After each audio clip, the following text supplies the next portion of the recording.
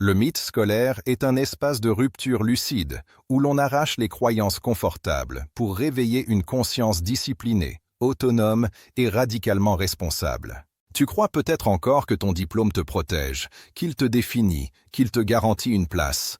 Mais regarde autour de toi et ose être honnête une seconde. Combien de diplômés errent avec un CV impeccable et une vie vide? Combien de talents étouffés attendent qu'un système leur donne l'autorisation d'exister? Et si cette phrase te dérange déjà, c'est normal, parce que le conditionnement commence tôt.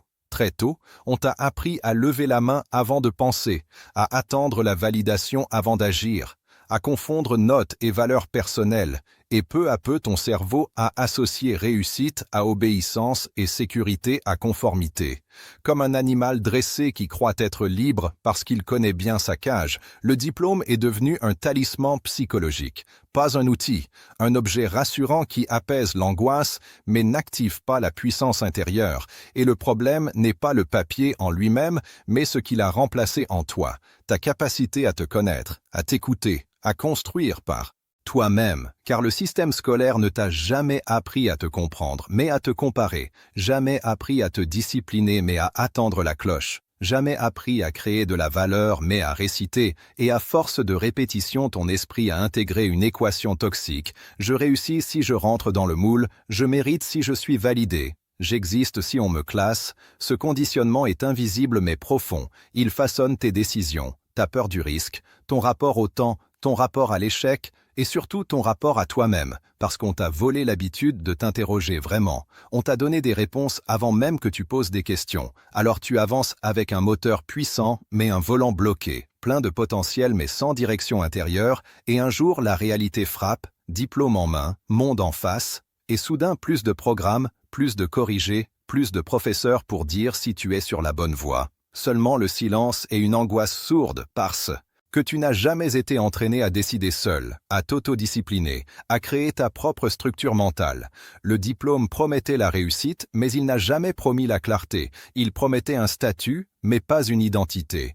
Et là commence la dissonance, cette sensation étrange d'avoir tout bien fait et pourtant de se sentir perdu. Comme un nageur champion dans une piscine vidée de son eau, c'est ici que l'illusion se fissure. Parce que la réussite réelle n'est pas un point d'arrivée validé par une institution, mais une capacité interne à avancer malgré l'incertitude, à apprendre sans qu'on t'oblige, à te lever sans qu'on te surveille, à travailler sans notes, à persévérer sans applaudissements. Et ça, le système ne l'enseigne pas, parce qu'un individu conscient, discipliné et autonome n'est pas facilement contrôlable. Alors on t'a appris à remplir ta tête, mais pas à forger ton caractère, à accumuler des savoirs, mais pas à construire une colonne vertébrale mentale. Imagine un instant cet étudiant brillant, premier de la classe, félicité, applaudi, puis des années plus tard, assis dans un bureau qu'il déteste, regard vide, énergie éteinte, attendant le vendredi comme on attend une permission de respirer. Et à l'inverse, cet autre, mal classé, souvent jugé, mais qui a développé une vision, une discipline personnelle, une capacité à apprendre par lui-même et qui avance chaque jour avec un feu intérieur que personne ne peut lui retirer. La différence n'est pas l'intelligence, mais la relation à soi, à l'effort, au sens. Et tant que tu crois que le diplôme est la preuve ultime de ta valeur, tu remets ton pouvoir entre les mains de quelqu'un d'autre, tu externalises ta confiance, tu attends, tu retardes ta transformation, alors que la discipline commence quand personne ne regarde, que le mindset se forge quand il n'y a pas de récompense immédiate, que la conscience naît quand tu acceptes de regarder tes peurs sans écran protecteur. Et si tu écoutes bien ce malaise diffus que tu ressens peut-être en ce moment, c'est le signal que quelque chose en toi sait déjà que la carte n'est pas le territoire, et que la suite de cette réflexion t'oblige maintenant à te demander ce que tu poursuis réellement quand tu poursuis un diplôme, et ce que tu fuis en même temps. Tu fuis peut-être la responsabilité totale de ta trajectoire, parce que tant que tu poursuis un diplôme, tu peux dire que tu suis le chemin. que tu fais ce qu'on attend de toi, que l'échec n'est pas vraiment le tien, mais celui du système. Et cette fuite est humaine, elle rassure, elle évite de regarder en face cette vérité brutale. Personne ne viendra te sauver, personne ne te doit une réussite. Et le monde réel ne distribue pas des récompenses pour la bonne conduite, mais pour la valeur créée, pour la capacité à résoudre des problèmes, à persévérer dans l'inconfort, à apprendre plus vite que les autres sans qu'on te le demande. Et c'est là que le conditionnement scolaire montre sa limite la plus dangereuse. Il a entraîné ton cerveau à performer sous surveillance, mais pas dans la solitude. À travailler pour une note, mais pas pour une vision. À mémoriser pour un examen, mais pas à intégrer pour une vie entière. Et quand cette structure disparaît, beaucoup s'effondrent. Intérieurement sans comprendre pourquoi, ils se sentent paresseux alors qu'ils sont simplement désorientés. Ils se croient incapables alors qu'ils n'ont jamais été entraînés à l'autonomie mentale. On leur a donné un emploi du temps mais jamais une boussole. Et sans boussole même le plus puissant des moteurs tourne en rond.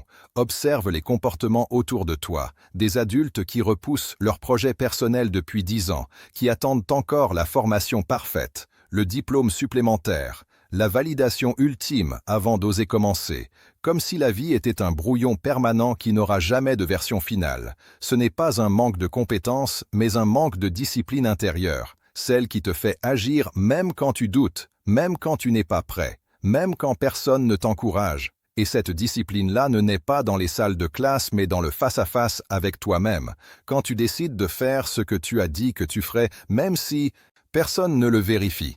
Le diplôme t'a appris à obéir à une structure externe, mais la réussite exige que tu construises ta propre structure. Sinon, tu passes ta vie à chercher un cadre, un chef, un système qui te dise quoi faire. Pense à ce jeune diplômé qui se réveille chaque matin avec une boule au ventre, non pas parce qu'il est incapable, mais parce qu'il n'a jamais appris à s'écouter. Il a coché toutes les cases, mais il ne s'est jamais posé la question essentielle.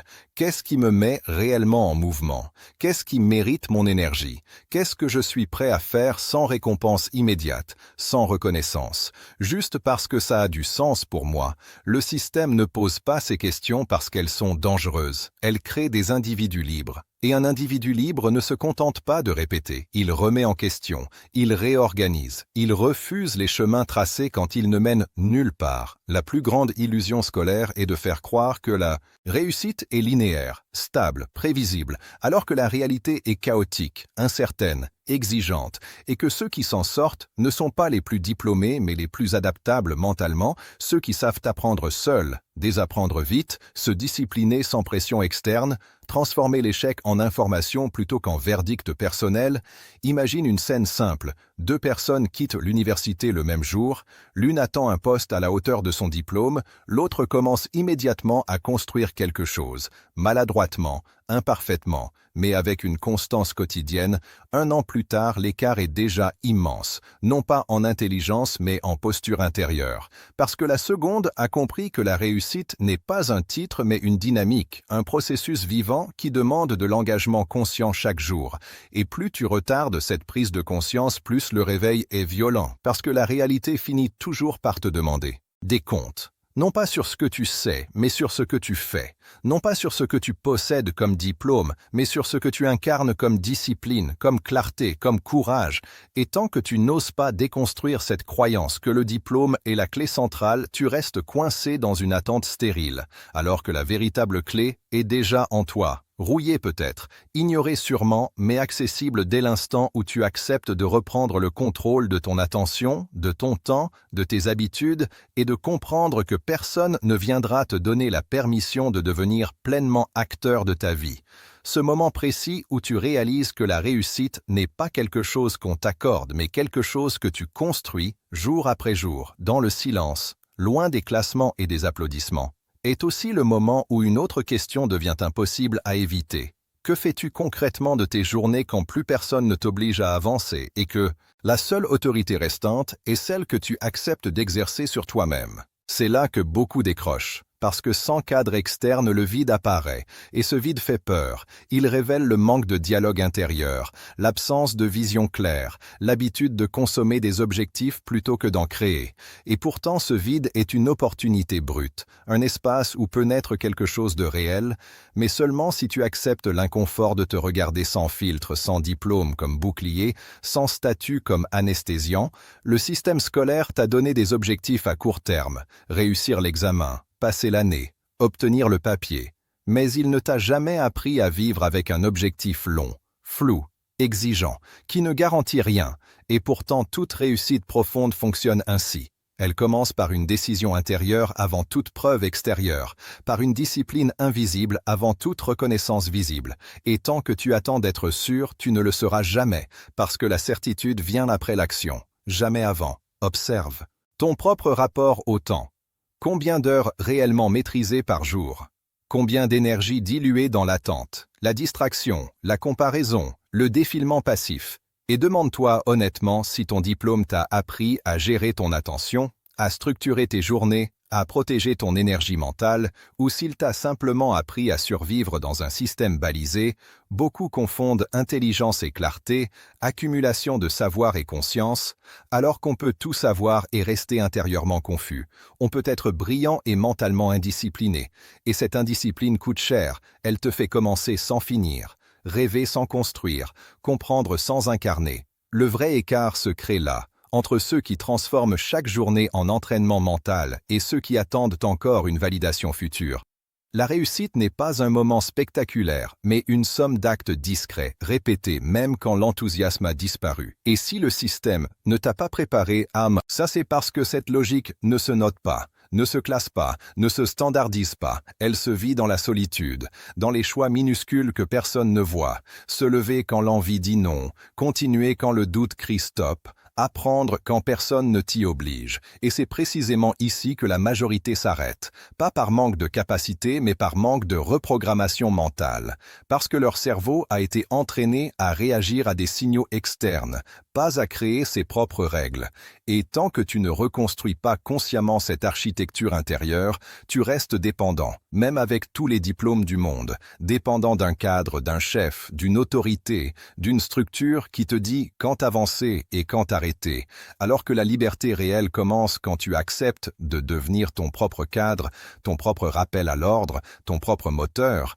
Cette transition est violente, elle brise l'illusion confortable, mais elle libère une énergie immense, parce qu'au lieu de chercher ta place, tu commences à créer ton chemin. Au lieu de demander quoi faire, tu décides quoi construire. Et cette décision n'a rien de romantique. Elle est sobre, exigeante, parfois ingrate, mais elle est réelle. Et plus tu repousses ce moment, plus tu renforces une identité d'attente, une posture de spectateur de ta propre vie, jusqu'au jour où le temps te rattrape et où tu réalises que personne ne t'a jamais empêché d'agir sauf cette croyance silencieuse que tu n'étais pas encore légitime, pas encore prêt, pas encore validé, alors que la seule validation qui compte est celle que tu t'accordes quand tu passes à l'action malgré la peur, malgré l'incertitude, malgré l'absence de garantie et ce basculement intérieur, cette bascule entre attendre et agir, entre consommer des parcours et créer le tien, n'est pas un slogan mais un entraînement quotidien qui commence toujours par une remise en question brutale de ce que tu appelles réussite et de la place réelle que le diplôme occupe encore dans ta tête.